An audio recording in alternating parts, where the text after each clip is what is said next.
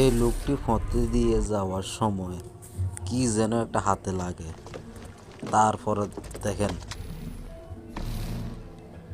ভয় পাইতেছে, আর কি যেন ওইটা হাতি ধরে দেখতেছে।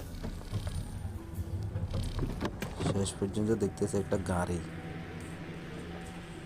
মাই গড, আমার ভয়ও পাইতে আছে, মনের ভিতর ভয়ে কাজ করতে আছে।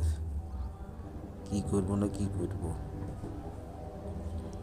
এখন ভিতরে ঢুকি, কেন শুনছে ফেস করতেছে, ফেস করার সাথে সাথে একটা গাড়িতে পরিণত হয়ে গেছে।